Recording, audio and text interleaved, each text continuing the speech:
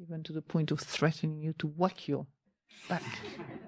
It's actually not bad. It's actually very nice. I've had them, It's more like a bamboo thing, So they make a lot of noise. Really, just kind of, it's kind of pleasant even. It's like what they do when you want to relax the what do you call it, the muscles here. What are they called? The pressure points. So it's more like the pressure points a little bit. Of course, you can hear it, bang. It's difficult to keep falling asleep with that, and the fear of being, found again. It's like, that's what the Zen people tend to be really like this, You notice them in a group, They've been trained to sit upright, Isn't it true? Well, it's in Thailand sometimes, people, soft and, sort of the way it is. It's all right. Just kind of. So, brought you something here, which is called the protection, the enlightenment factors protection. Don't you want all this for your life before you go away on Sunday? Because sometimes we don't have a full kind of a spectrum of the Buddhist teaching. And I could be wrong, I don't know, but we tend to think in terms of a very small sort of angle, small like my meditation. If my meditation doesn't work, my whole Buddhist path is finished, if my anapanasati has failed this morning, my whole day is ruined. We have, unfortunately, this kind of unhappy outlook on it. It's like this unhappy, reduced kind of interpretation of the path, Personally, I feel a lot of joy in Buddhism when I know that I can always start again. That's a great joy, isn't it? Ajahn Sundara used to say, the practice, you can recognize the wisdom when you hear it. Because your mind really feels a lot of joy from it. It's kind of interesting. I'm not saying you for me, but for Ajahn Sundara, when he said something like, you know it already, but nobody has confirmed that what you know is true. It's like 70%, 75, sometimes up to 80%, we don't get it right. We fail. You use even the word fail, I think. And 25%, 20%, the practice is, get us in the right place. And that's a very good message, because in a way, what we forget, that all the things that we considered a failure, wrong, that we haven't got it right, blah, blah, blah, blah, is these experiences are actually incredibly valuable if we have the strength to see it, What I mean by strength, you can bear with feeling foolish for a little while, foolish because, maybe you want to look like a Buddhist, but then you keep sort of, agitating your mind, which turn into an ogre, and into a nasty, angry demons, little demons. There are little demons as well as big demons. But it can be a little kind of sweet demon, but still, it's not the peaceful little Buddha mind, it's a kind of peaceful mind. So it's important to know that the path is not made of continuous sense of being successful, in practice. Our errors and mistakes are probably our best friends. You understand? I learned everything, from the thing which I was sent a message, you could have done better, you didn't do well, you got it wrong, blah, blah, blah. In fact, in retrospect, these are exactly the experience that motivated me to keep going. Do you understand? If you start looking at it from the perspective of Dhamma, from a perspective that that it is, if you can really see it's conditioned, what you experience is always conditioned, what you experience is impermanent, it's changing, but we're still not trained in this anicca. Being training the mind to see anicca is incredible, profound teaching. You might not be aware, but to be able to move away from something that clings to you like crazy, to move away from a memory, to move away from a remorse, guilt, fear, and all that is really hard. But when you have seen these things as anicca for a long time, your consciousness doesn't have any trouble knowing how to respond to that experience. But at first, it's like really hard to unstick oneself from the past, for example. I mean, just a little past or big past, or and unglue your chitta from this hope that you can, be God and create a future as you wish. That the future will be the way you think. So one of the very good skillful means, which is not in the factors of enlightenment, but Ajahn Sundara really taught us, because he was probably working with this himself, taught us how to make peace with not knowing. And again, not knowing, big time, what's that, not knowing? Yes? But your mind, you start training your mind. What I think is going to, oh God, I'm going home and my husband, my partner, oh, it's so nice at Amaravati, I don't have to talk to anybody. And this, that. You don't know. I don't know. You can just say to your mind gently, I don't know. Oh, got to go to work again. It's going to be horrible. I know I'm going to kind of blow it. The first time I open the door, I'm going to blow at that woman. It really got me to come to this retreat in the first place. And then instead of thanking her, like you say, I'm grateful, it drove me so nuts. I had to practice Dhamma for 10 days, and then, do you understand? So to turn away and to remember, to actually use the knowledge of anicca as a skillful means when your mind is not in that knowledge of anicca and keeps on dragging all the things that got wrong in your practice. So these are all, do you understand what I'm talking about? You all know? Because you're looking at me kind of perplexed. No? A bit perplexed, huh? Well, it's not easy to do.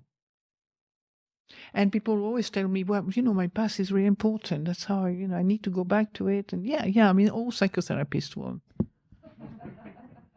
On a psychological level, it's good to revisit the past, maybe. But we are on a transcendent level here. I mean, we're going beyond our little personal me and self. After that, you can just go back to your old self. It's fine. I don't have any problem. But the training here is a training. You're not training here to just kind of swim around your psychological soup, And it's fine. Psychological soup, I have no problem. We need to really know what it is before we go beyond it. You can't just go, sort of not use that level of experience until you understand it, make peace with it, and let it go a bit, Because in a way, it's our life. We are on the psychological all the time at some level, in daily life. Get likes, dislike, I love, I hate myself, love her, blah, blah, blah. That's going on. All the feelings and the mood and all that, that's a psychological level with all the stories that accompany it and, the improvement stories, the failure stories, all that sort of thing. The me story, the mommy story, the daddy story, the doggy story. Do you know all that sort of stories? There's just a world of our stories. It can be anything, it can be beautiful sky, pigeons. I saw a pigeon yesterday, and I thought he would be leaving because I was coming, Just a little aside, because it was very sweet. It was like really big and kind of stood on the top of the tree, like, normally you see pigeon and the she and the he together, and they all do a lot of love affair between them. You notice huge amount of going on. I mean, all around Amaravati, they're all kind of falling in love. You rarely see a pigeon without a she and a he, both of them. They continuously kind of, I don't know what they do, but they're really heavy duty kind of love affairs, Either they're on top of each other or they kind of kissing each other. Anyway, it's quite sweet. It's just like a human realm, really. Except they seem to be more focused.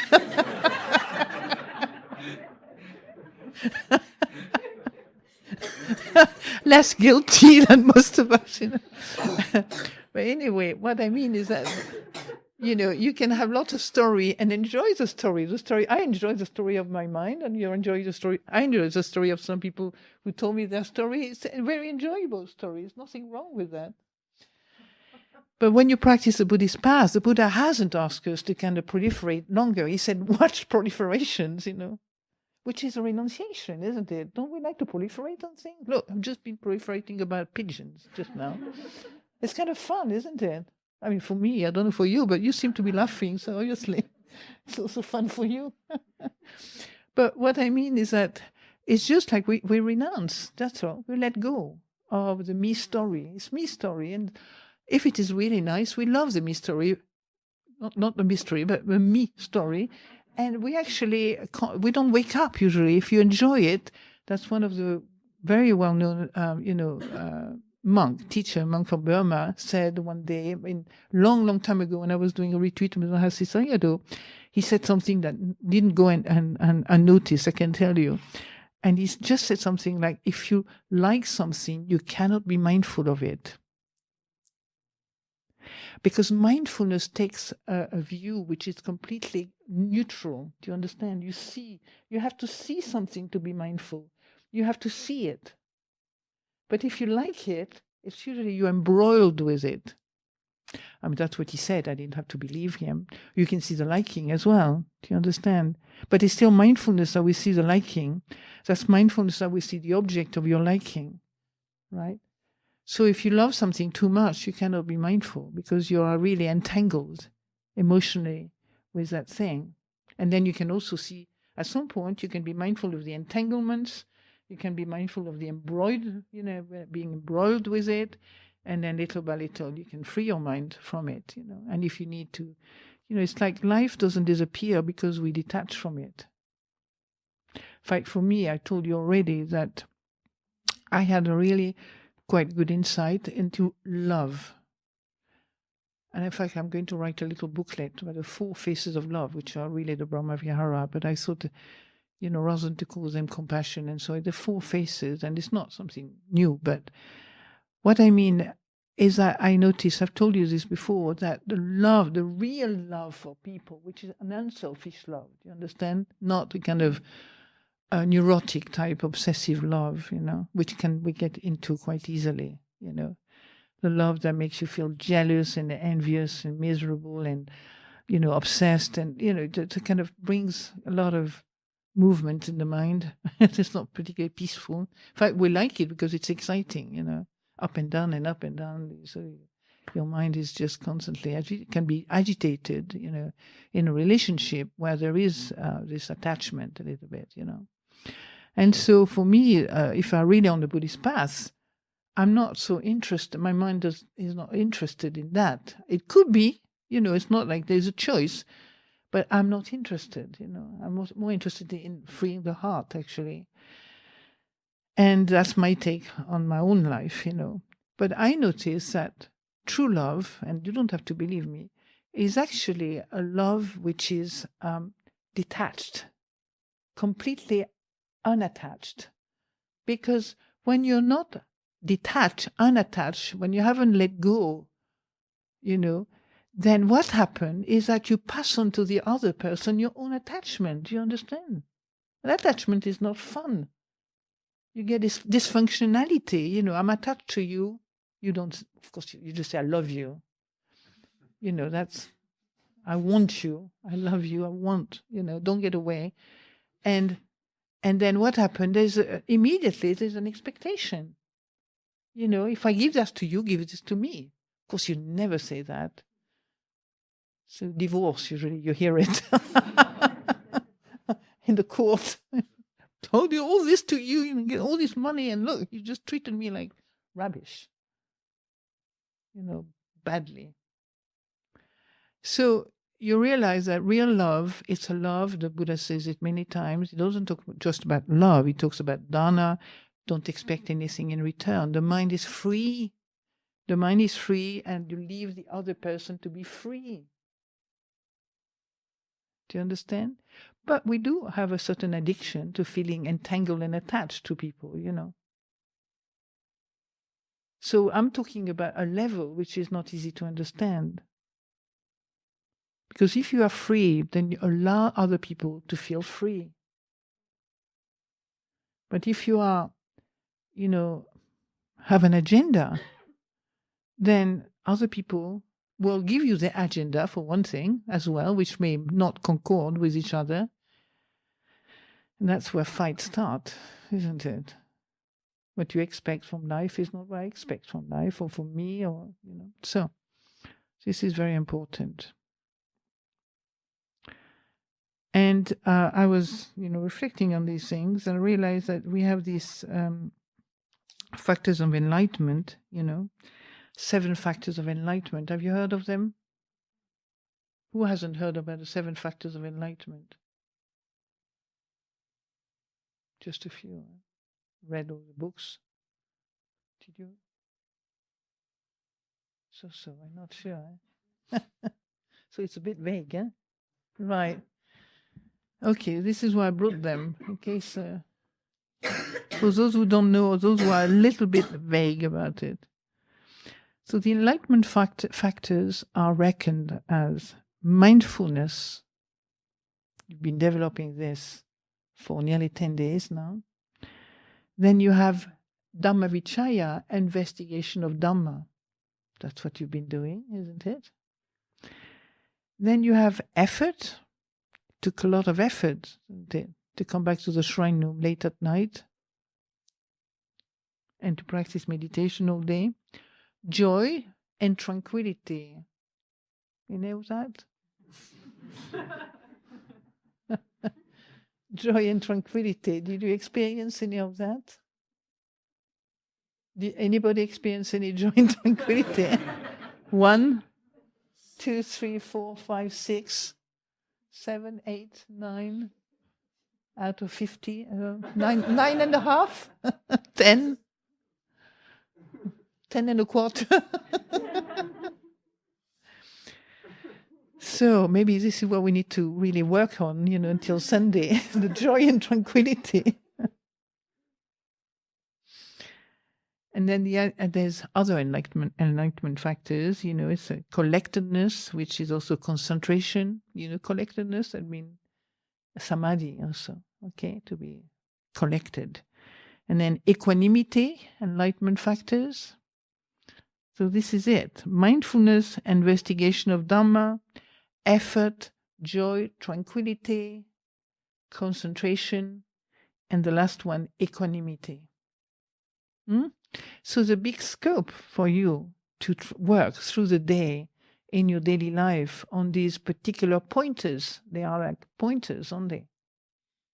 If you forget about your nostrils, anapanasati and so on, you say, am I equanimous about this? Or am I having a tantrum inside because I'm not finding my breath? Remind yourself, what is collected? Is a mind focus on Dhamma, or are you completely lost into feeling that Buddhism is not for you because you can't find your breath? Well, I'm exaggerating a little bit, but your samadhi is not quite established. Maybe you haven't done it right. So these different factors of the sort of enlightenment, you can reflect on them. Joy. Many of the teachings are about nurturing states of mind that brings joy. Like, for example, the Brahma Vihara, loving kindness, compassion. Yes? joy, mudita, and then equanimity. These are the Brahma Vihara. Brahma means divine, God, you know. So divine abiding, sometimes referred to as divine abiding. And we'll do meditation on metta, you know. That brings a lot of joy. Now, for an angry type, it brings a lot of rage usually. So it's not an instant result.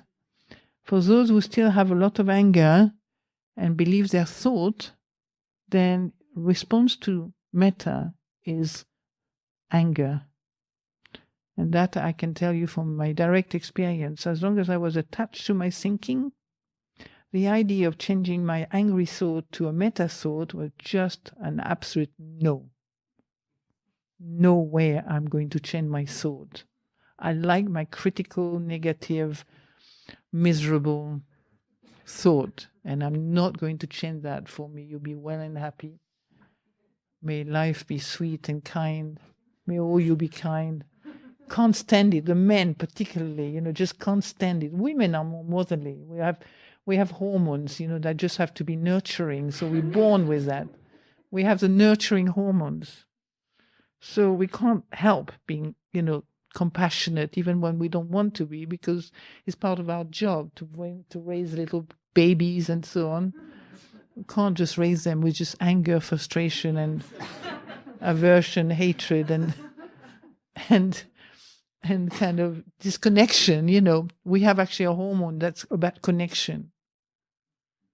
If you think you have a problem as women, and you men particularly, if you think you have a problem with women, I'm going to tell you something, really. I'm going to reveal something. You might know it. You can see it straight away in a book, very famous book called A Little History of Everything by Ken Wilber.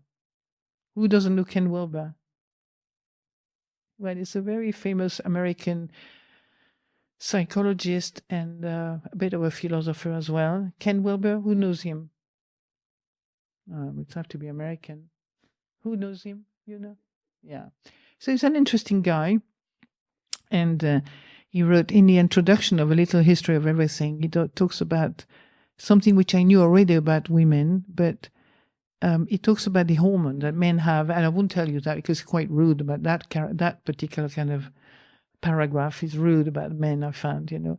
But it's real, it's true, but it's expressed in a rudish way, you know.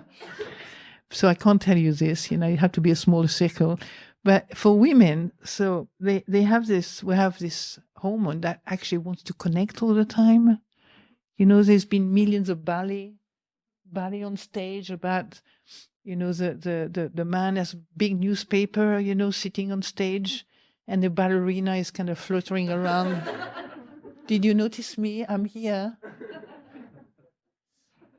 Now, remind you something? I'm here.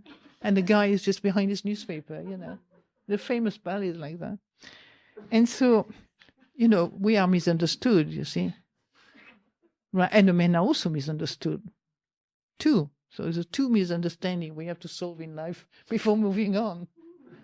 Right? So one of them is we have this hormone of women who wants to connect all the time. If you think women have a problem, we just like that. We just want to connect. We chat a lot because we want to connect. We feel really happy to connect as well. We don't have a problem. We just enjoy talking, don't we? That's all. In concentration camp, apparently, the women, you always find a way to connect. They have fun. They don't get depressed, but the men get depressed, you know. But the women always have things to do, you know, and to enjoy themselves. It's quite well known. It's been sort of investigated and researched into. But the men just, you know, get disconnected. They just don't know what to do from their women. When it's disconnected from their women, they don't know what to do. Or the men, I mean, depending on which part of, you know, the sex you represent, you know. But what I'm saying is that this connection, you know, is something we have.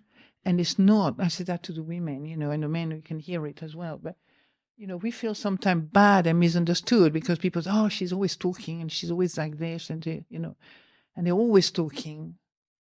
And she wants to chat all the time. I'm so fed up, you know, to tell me stories all the time. And she wants to tell, right? A husband and wife, you know. She's talking all the time. And you just want to be quiet. The men want to be quiet, just kind of go to their room, quiet, do their meditation. And the women say, oh, did you know what happened, today? Just kind of blah, blah, blah, blah, blah, blah, blah, blah, blah, blah. And say, get away from me. Can't stand it, but of course you don't say that, but the women feels that's a problem. The men often don't know that. Women have a kind of an intense receptor. They can know exactly what you're feeling before you even open your mouth. So watch out, that's a problem. We know too much, you see. Don't you agree with me? Anyway, yeah, I've lost the thread now. Anyway, that's important, isn't it? That you feel at ease being a woman. You don't have to be a man to suddenly fit in society, which is a society is very prone to kind of make women look like, to be recognized, you have to behave a bit like a young mind, None of that. Well, how do you feel about that, Oh, God, it's so vague. Oh, I feel like this. We have got nuns, I feel like this. And then you go to young nuns, the young, so get really impatient with people that talk about their feeling all the time. It's kind of boring after a while, you see. But for people who love their feeling, it's not boring. It's just like interesting. So you can see why we need the factors of enlightenment, don't we? Because otherwise we'll be really confused. Even after all I said to you, we'll still be quite confused about that. So remember them: mindfulness, investigation of Dharma, joy, equanimity, and samadhi is actually concentration, but tranquility is called passaddhi in Pali. That means really calm. When the mind gets calm, that's kind of passaddhi. You can see it in that way. Calm. So calm is really important in our meditation, And you can really make the mind calm. Maybe sometimes it's a bit suppressing everything. But it's not, it's not a terrible thing to experience a mind that's calmed down just through the meditation objects that you have. Yeah, you can calm it down. It calms down once you have a sustained kind of mindfulness of a meditation object. But not everybody can do that. We're too restless. Sometimes we jump from one thing to another. But if you stay sustained with a meditation object, whether it's a sound of silence or the breath or just the simplicity of sitting, then the mind really calms down. And if you expect the mind calm down, then that desire to want things different, expectation, than what you see now. If you have too much of an agenda, Ajahn Sundara said it calms down. And there's something in you that say, I must calm down, or I need to calm down. I'm going to see if it comes down. That activity in the back of your mind stops that calm to come. Do you understand? So at some level, to really have a mind that calms down, you have to talk to it in such a way that you say to it, whatever happens is okay. It's okay. Everything is okay. And then the agenda of clinging is not there anymore. You understand? It's okay. You have to play with the energy of the mind. When I said to my chatty mind for 3 days, it wouldn't stop. And I said, you can think for 3,000 years.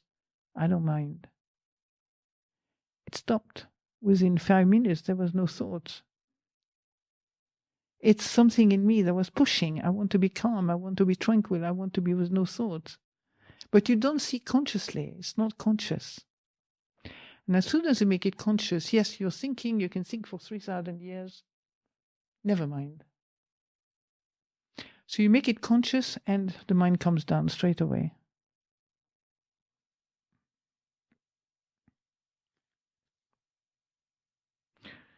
So these 7 factors of enlightenment come from a sutta, yes, which is related to disease, illnesses. There were some great beings who were sick, and the Buddha chanted the sutta, and then they got cured.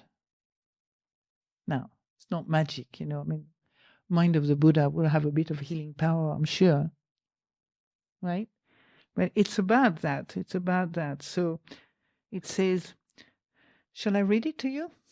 The enlightenment factors are reckoned: mindfulness, then investigation of Dhamma. Then you have effort, joy, and tranquility. Joy is piti. It's a kind of joy when your mind is concentrated a little bit, you have this kind of ecstatic joy sometimes, right? It's physical almost. Huh? Then it comes down, becomes tranquility.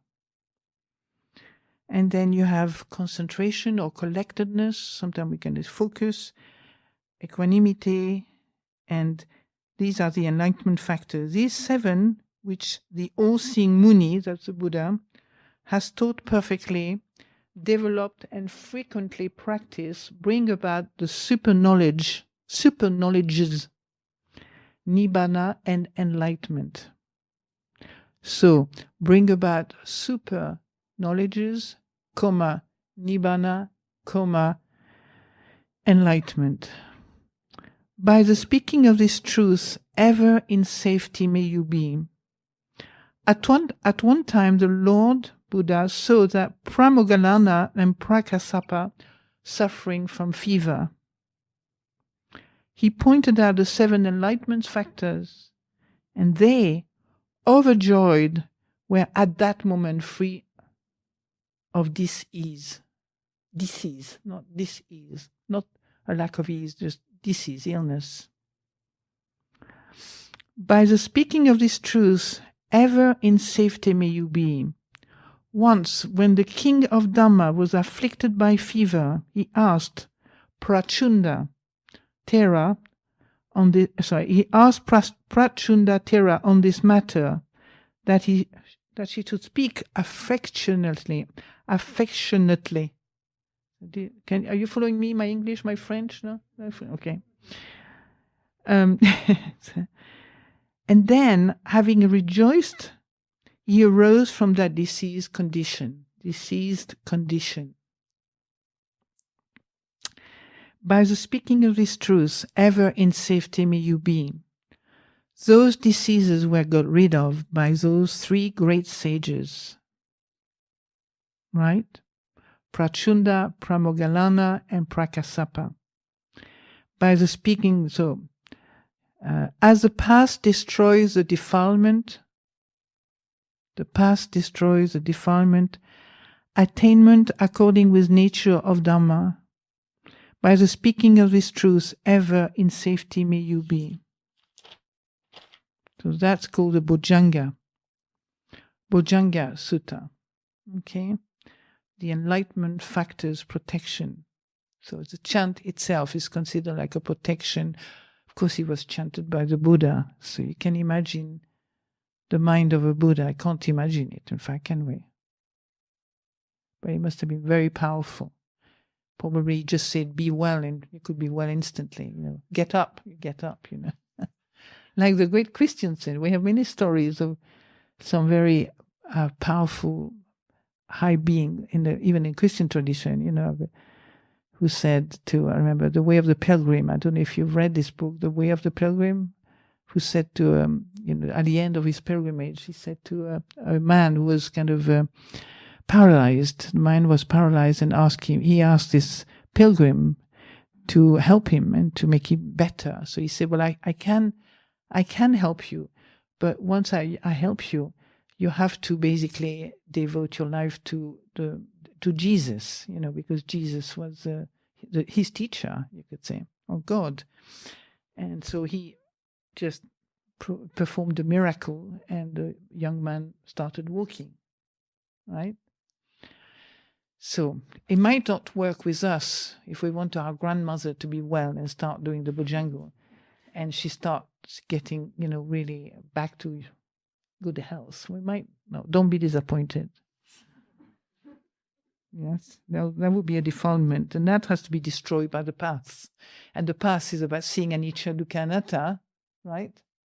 Developing mindfulness, collectedness. I like this word, collectedness, and all the other qualities of the mind that we have to cultivate as we go along.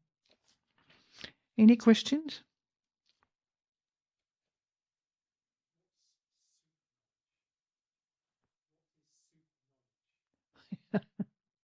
I knew somebody would ask me. I could tell you. What does it say in Pali? Let's see. As soon as I said chanted sort of bread super knowledge, my mind says somebody's going to ask you, what is that? What is that? Abhinya, yeah, abhinya. Abhinya is the psychic powers, you know, like being able to know the future, to read people's mind, to walk on water, that kind of thing. That's the abhinya. It means psychic knowledge. Be careful, don't get psychic. If the ego is not really properly trained and already seen in its nature, it can be quite dangerous because it becomes a super ego. And some people don't know, they can't even handle their ordinary ego. And once the ego gets a super ego with power, it's really hard. They often end up in psychiatric hospital, because they think they're suddenly the Buddha, the Jesus, or whatever. It's not probably, I can't talk for myself, but it's not easy to think of your mind as a very, having this kind of power. Some people have super, psychic knowledge, even when they haven't, worked at it very much, And it makes their life hell, to know the future, to think ahead of time, or to believe that, or even to read people's mind. I couldn't imagine. What a bore, Can you imagine? Because the ego is still curious, There's still like nosiness. Just want to find out what somebody's thinking. Can you imagine? Even though you might not want to, but suddenly you might. That would be really awful. Already it's difficult to read your mind, but to be able to read other people's minds. When I was in Thailand in the forest, people said, your teacher can read your mind. I must be an old nun, probably, because I must have done this, because I said, well, so what? I'm a to read a boring mind, Big deal. I'm happy if he wants to read my boring mind all day long with me. I've got to bear reading my boring mind all day long. If somebody else wants to read it, that's fine. I don't have any problem. I don't have nothing to hide, because the mind is, as far as I'm concerned, is pretty mad, you know what I mean? So it can think anything and everything. That's why you need to be careful with your thought. That's why you need to have the protection of the Dhamma, because at least you can guide your mind in the right direction to understand, rather than being overwhelmed and frightened by what it conjures up,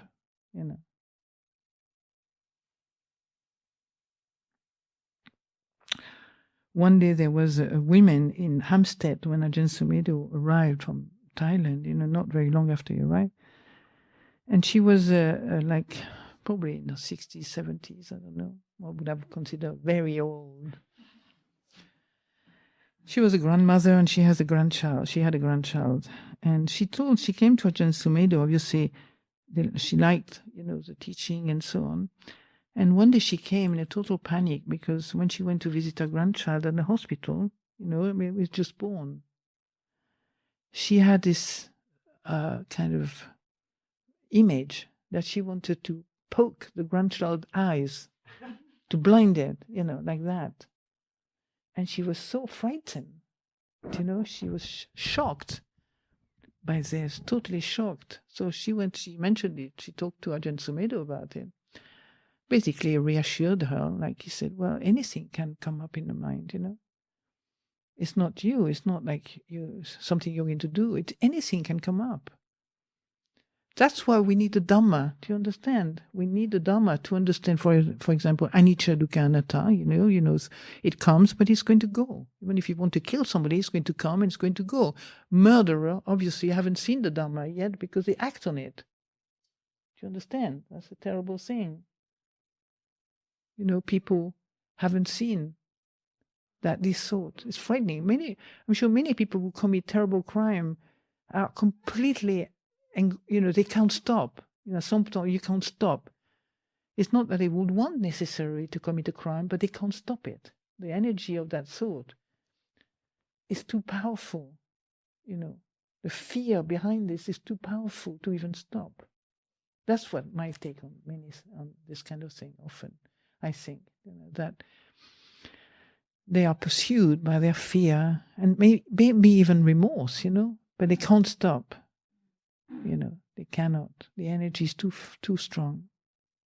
So it pushes them. I notice, for example, if you, not that I break my precept particularly, but it's not from my own experience personally that I can think, but maybe before I was a nun, before I took my precept. Well, you can see it just with greed. You notice that. It's a simple thing. You eat one biscuit and the next thing you know, the whole packet is gone. You didn't stop, did you?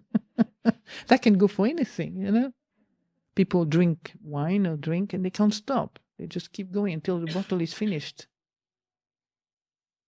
That's the same energy, the energy of, I don't know, it's kind of fear and kind of, addiction. I mean, you call that but addiction. It's like something in the brain that you cannot stop until the bottle is empty. So on those good words, any more questions?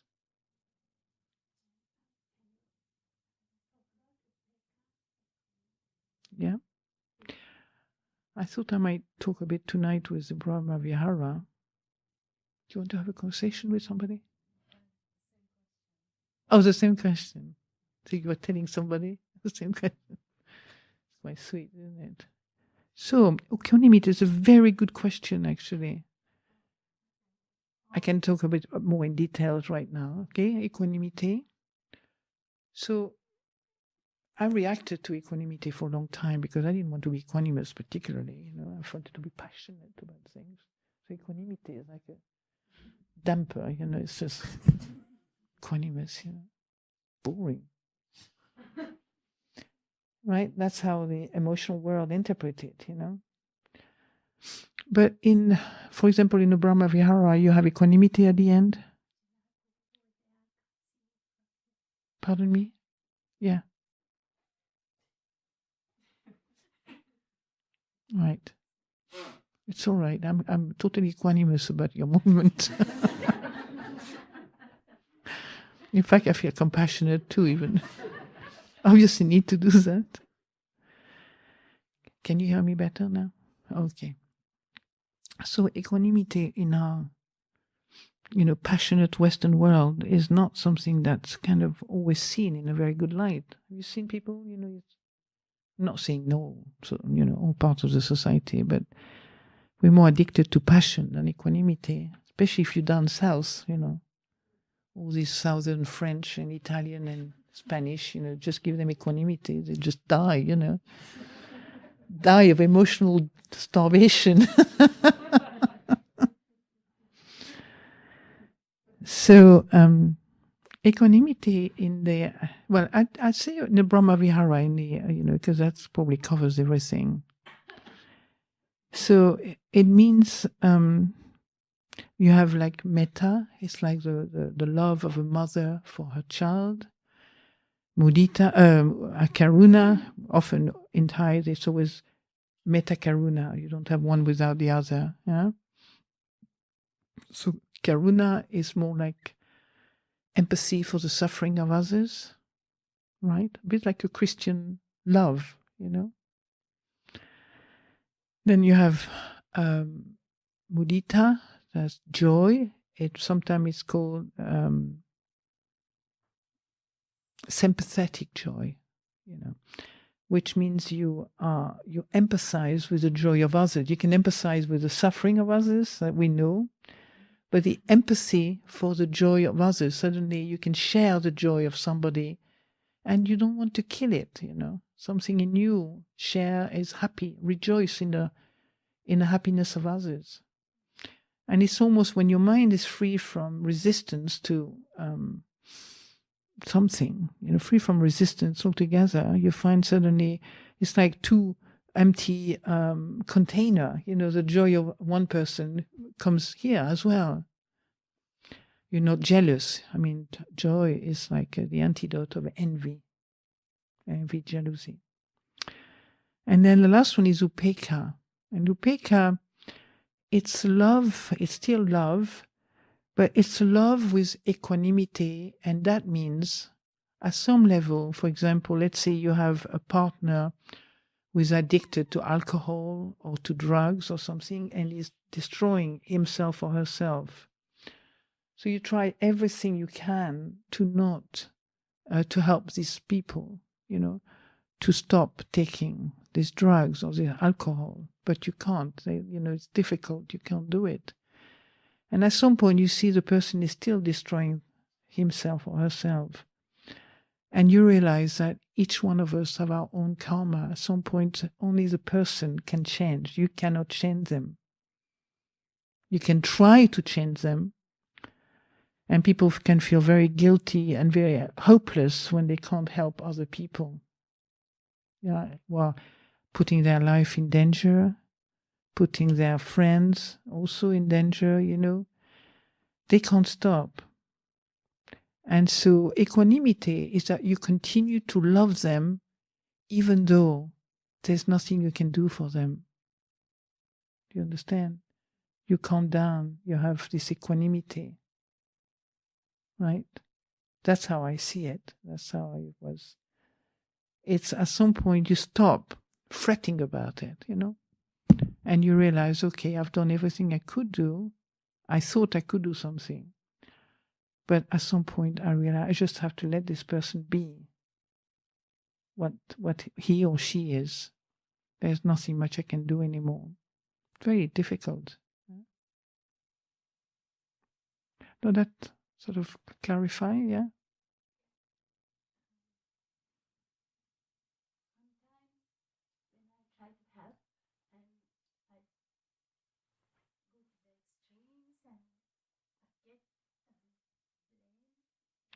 And what?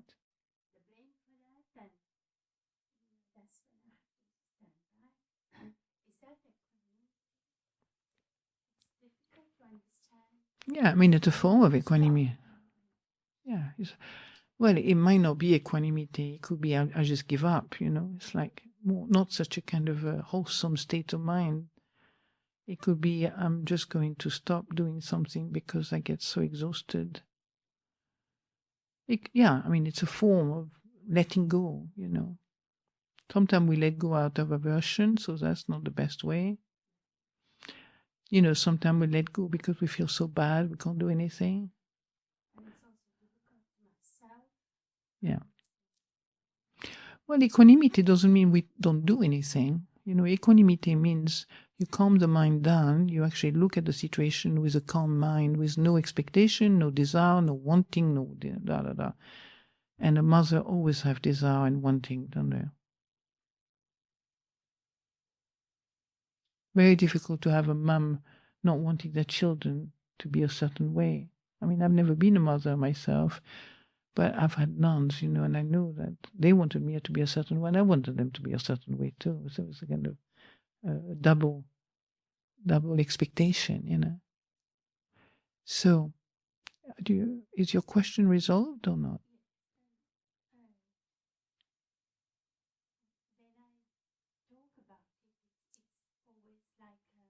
When you talk about getting what?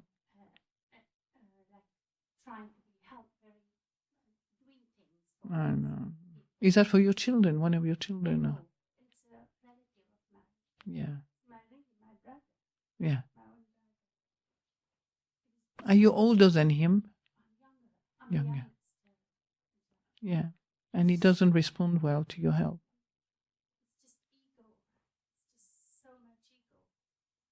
Well, in you and in him. In him.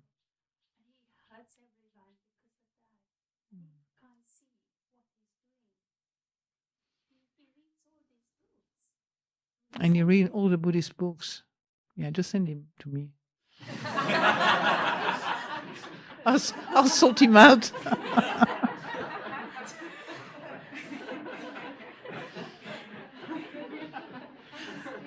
I'll get it straight. You're not exaggerating a little bit through your own expectation, no? You're not exaggerating a little bit what he does to everybody. Not really. He's a really nasty guy.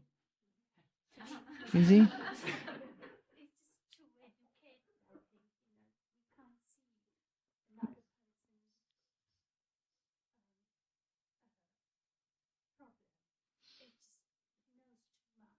Mm.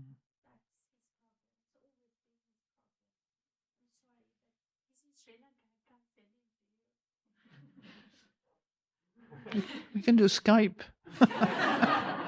No, I'm just joking. Don't tell him that. I'm just teasing. No, but listen, your brother is in Sri Lanka, is also here, isn't it, right now? By golly, you do feel your brother right now, don't you? Well, it's about time to let that brother go. This one, you can let it go. The other one in Sri Lanka, you can't. But the one here, you can let it go. Look, it makes you really very unhappy. But at some level, do you know how you can help your brother? By loving him just the way he is. Begin with love and end with love. What I mean is that it travels, love. If he is like that, men can be a bit insensitive sometimes, Not all of them. And women can be a real pain. Hey? Does it get better? What I mean, have you seen any good result from your metta? Hopeless sorry, isn't it? Hopeless. Well, there's nothing right now, there's nothing I can do about my brother. Give up your brother altogether, He'll be really happy, I think, when you give him up, because he's getting all your vibes, So just give him up. Just say, my brother is fine, I don't need to think about it. It's fine, just let him go. Right? Look, you're already smiling. You feel better already. Doesn't take much, does it? Just say, big letting go in your bedroom. I let go of my brother every day. It's true. And then now you are meditating. Now you can actually meditate on the memory of your brother that you carry in you, because it's obviously very, very, very painful. Do you understand? So I have never been able to sort out anybody in my life except me. Nobody. I've tried. I try people to really like me, and they hate me even more.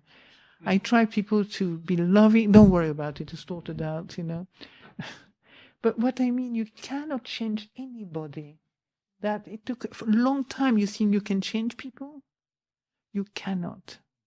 All you can do, the only thing that worked for me, is letting them go and be. Do you understand? By letting them go is not rejecting them. Let them be. Let them be the way. He's the owner of his karma, born of his karma, related to his karma, supported by his karma. So if he's really nasty, he'll be abiding in a world of nastiness. And that's not your world, you understand? So it's really important. I mean, this is for everybody, isn't it? Not just for this lady, but for everybody. My experience is that once you let go of people, they feel much happier. Once you stop worrying about them, they feel so much happier. Because you're free. Do you understand? So they pick up on your freedom and they really start loving you. When they know that you're not dependent on them anymore. You see? If you depend on them, it's a burden for you, a burden for them. It gets worse, I noticed. So with your brother, equanimity means more equanimity towards the experience you have, be at peace with what you carry about him in you. So that peace itself will start opening the door of letting go. And you don't know, maybe you will never change your brother. But, energy travels far. So your own peace can change things, and you don't know when. I've helped a lot of people, like couples and families and so on, to come to more harmony. And it's quite extraordinary how it works, how it works. It can work, people can change, but not to the point we want. They still will be the same. If they're not practicing, if they're not transforming their mind, if they're not letting go of their unskillful action and speech, they cannot change so much. They just keep repeating the same old cycle. So if they cannot change, you cannot change them. All you can do is love them as they are, because love, that's what I was saying. This energy of love is not actually a feeling even. Do you understand? This energy of love for me is more like water, thawing everything. It's like warm water, thawing the iceberg of me. That's just my image that comes to me, So this loving energy is something that has no boundaries and no barrier, and it infiltrates everywhere. And it's just an image I got, and it's not something you can carry around as a memory, particularly if you don't want to. But it requires from your mind to adapt to this energy flowing water, and our mind is really hard. And no, I'm not going to like her. No, it's horrible, or it's horrible. Do you know there's something really hard in ourselves? Always. Not always, but once you see that what this flowing water love is asking for us, it's really profoundly, how can I say, it demands a lot from us. It really demands that we die to a lot of old tension and old tension in the mind with our kind of prejudices and assumption and all the stuff that we carry in our head, in our thinking world. It reminds us that we can become like water, and that's that's, you can see, emptiness, with something that's flowing, without no negativity or no, Your brother will be all right. You can just dedicate your retreat to the benefit of your brother with nothing in return, with absolutely no expectation whatsoever. And you might go to Sri Lanka and say, gosh, I felt really good in July. I don't know what happened. I just suddenly felt more peaceful. You never know. I'm not saying it will, but you never know. But don't expect. You can just let go of all your expectations in life in general, because that's a source of our misery. You expect things. But your expectation, you can love them. You can, with equanimity, you can be at peace with them. Because we often have expectation, even when we don't want them. They're just there. Well, we've spent a bit of time on this, and maybe did you find it helpful? It is helpful, isn't it? Do you want more questions? Or Mookie? Yes. Lisa. Something I still don't understand, that maybe you could clarify, would be how to understand loving kindness, compassion, and equanimity in the context of people who aren't my family or my relatives. Like where I work, I walk past a lot of homeless people or people begging for money outside of where my office is, and a lot of them have like drug problems or psychological problems, and there are other services. And They are in the street. They are in the street. Yeah, and what is an appropriate response on my end, and how do I deal with that in the sense that I feel guilt when I don't engage, I feel guilt if I give them money, and I know guilt is a very like Christian word maybe to be using in this context, but that's how I feel. Yeah. So what's the kind of appropriate response? Well, You know, so many people have this problem, you know, questioning the same question. It's not,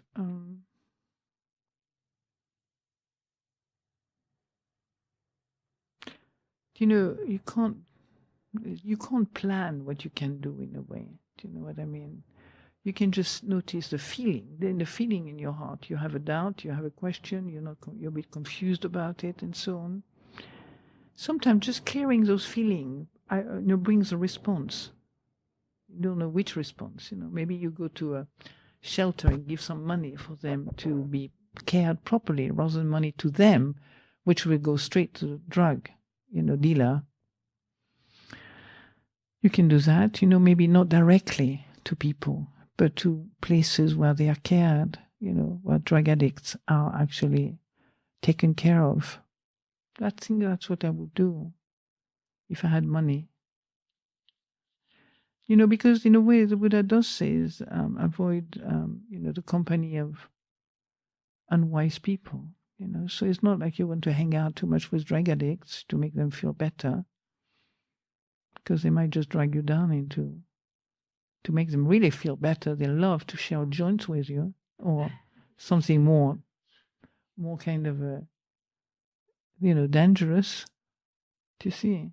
So I think it's much better to to acknowledge this empathy, that you are really compassionate towards them. You have a feeling of wish to help them.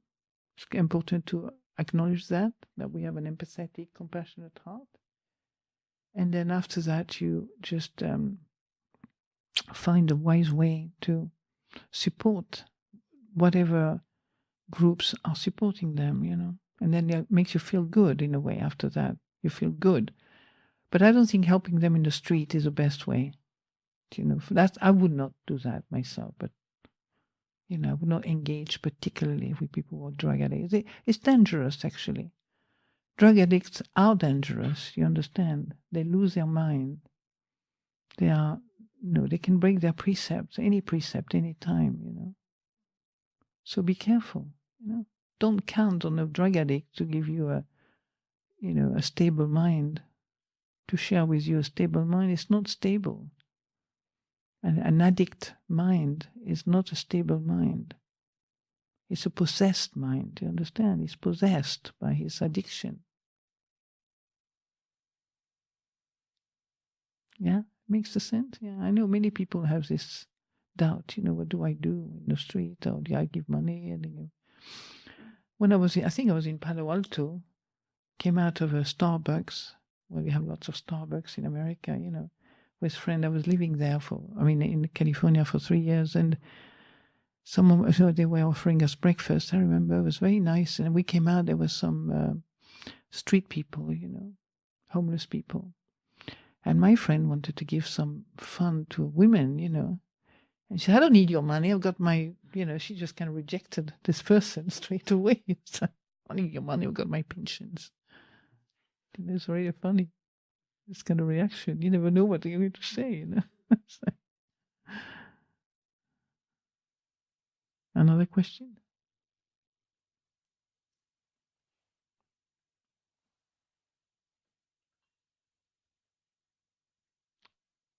Yeah.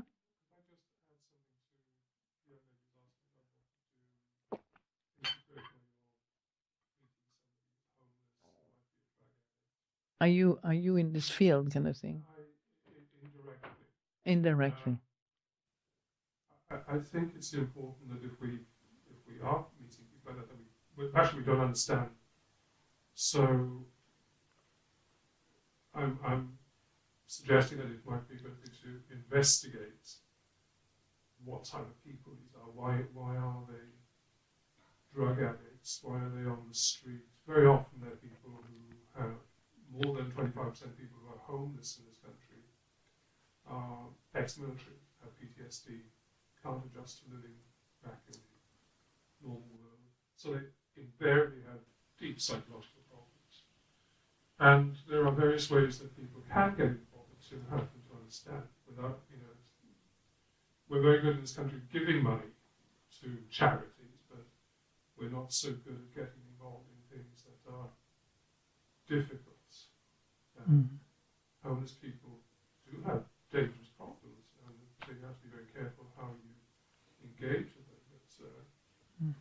But our empathy and compassion sometimes we get more out of it if we can find a way to engage with it and understand it. Oh, there are many reasons, of course, yeah, many causes for this kind of situation. Sure. Yeah. I think many people understand, that, you read enough the news and enough articles on the topic, to understand that people have gone down into the drug road of drugs and addictions, or living in the street. There's a lot of, I don't know if you have in England, but there's a lot of, exposure of this world, of people falling little by little down to end up in the street. Even a pharmacist, there was a documentary of a pharmacist who just lost everything and ended up in the street, in France, for example. And after they did this documentary, he got offered a job straight away, apparently. But if he could have gone into, feeling totally despairing and ending up, basically injecting drugs that make him forget about this, make him forget things. I didn't think this lady did not know that. She knows a little bit of the background, don't you? Yeah. Yeah, but it's true. Yeah, it's a lot more. It's much more deep than the reason. Are much more deep. Not so much talking about the reason, but more like how to respond. That when you go off to, to university or to your job, and every day you see the same people like there, what's more your situation, isn't it? How you do. Okay, thank you.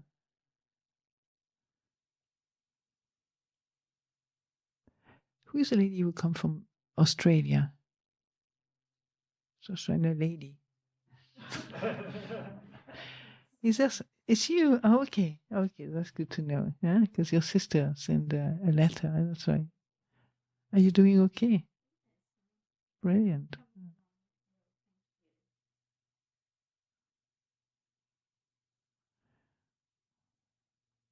So, no more questions? Yes? Going back to how you first started your talk, you've mentioned psychological soup a lot, and some of these questions. Once.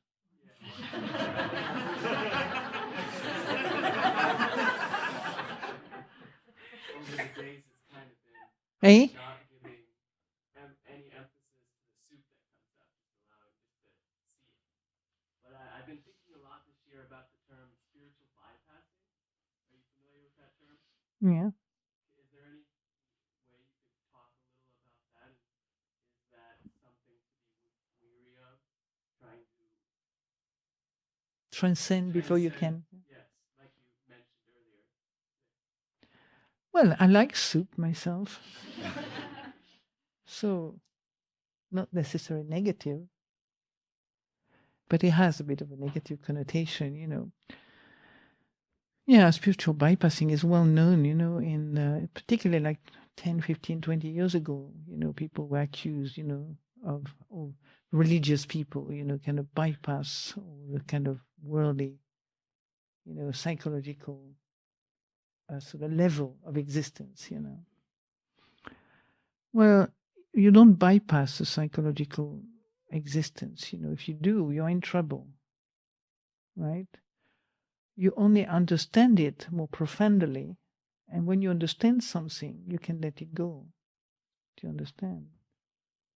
When you talk about psychological soup, it's more like the me, and that's what you think. We transcend the me by just bypassing me.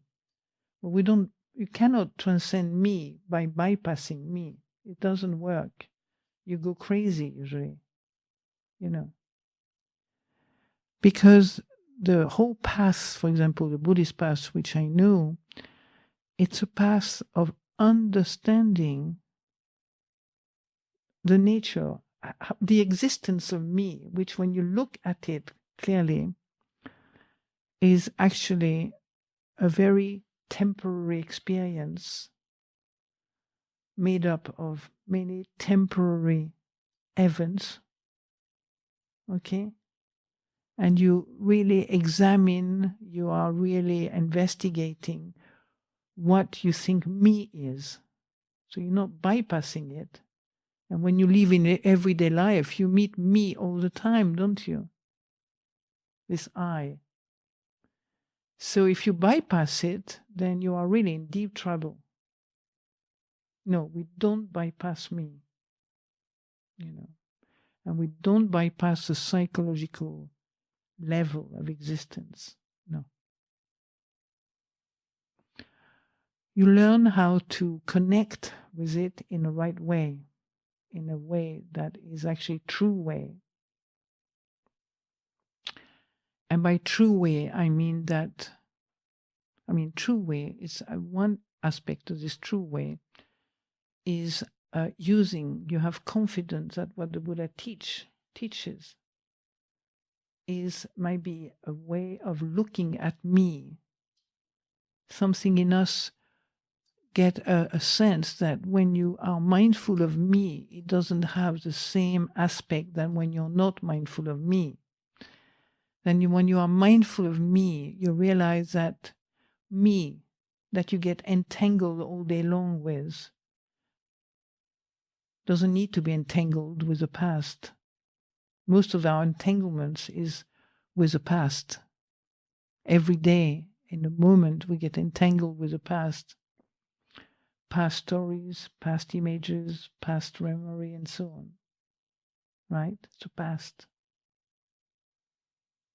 So we learn to see the past as a memory rather than reality. For example, just an example.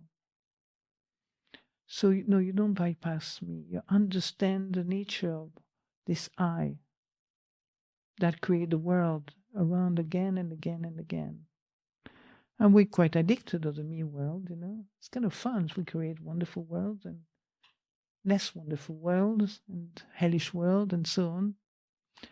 But at some point, you know, if you're in Buddhism, yeah, it can seem like it's bypassed, you know, because we don't take refuge in me anymore.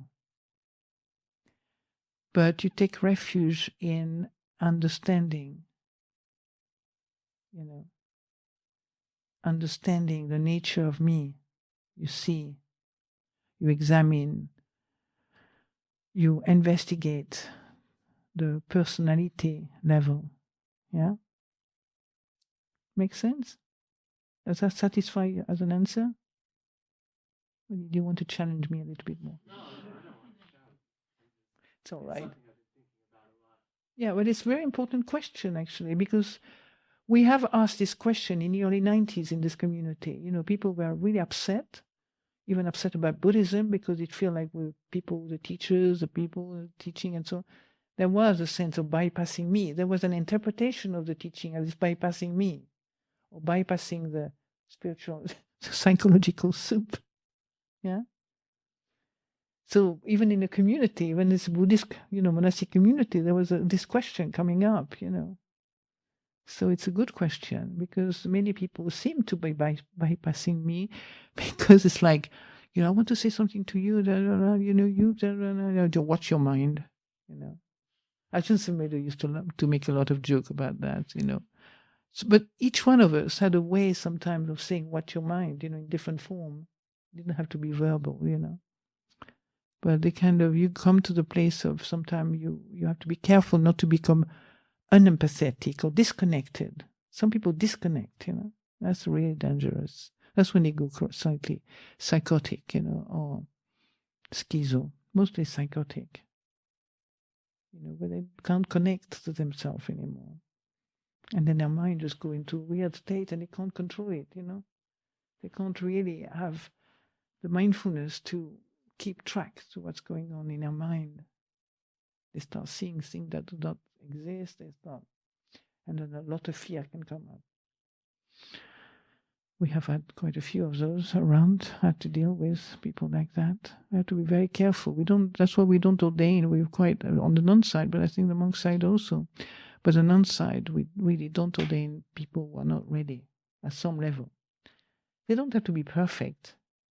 but they have to give us a sense that they can handle, themselves just in a normal, natural way, normal daily routine with a sleep that's less than the normal that they are used to, with eating less, speaking less. It's a whole world here of practice. It's a really unusual world.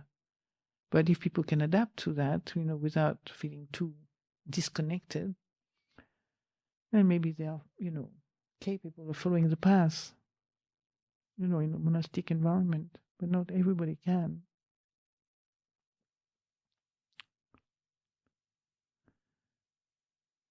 That's it. Yeah.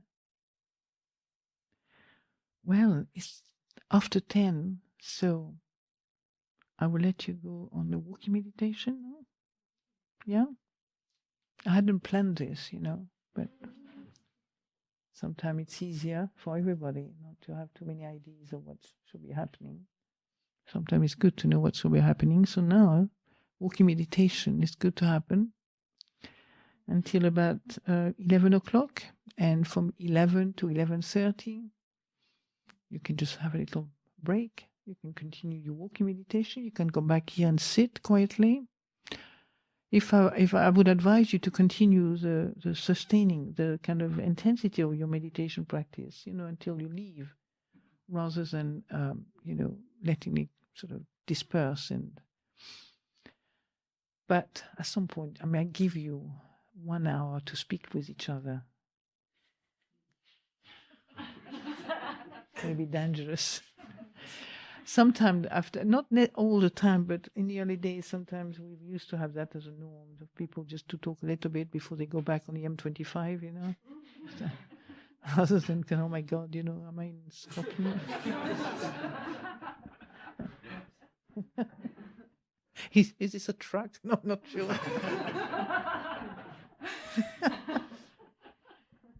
Anyway, so you can readapt a little bit, in some places they do retreat for 3 months. I remember they used to call the local Trappist monk, to kind of help them out. At IMS, IMS, Insight Meditation Society near Boston. Yeah, they used to, call upon the Trappist monk and other friends of theirs sort of to help the retreatant to readjust to normal life, as if the Trappist monk are going to. I mean, some of them are really good friends, so I can't, criticize them. But they're very human. That's the thing, So being very human and having a good sense of humor probably was very helpful for them to to help the meditator who've been like really serious and sort of on the way to Nibbana, on the fast lane.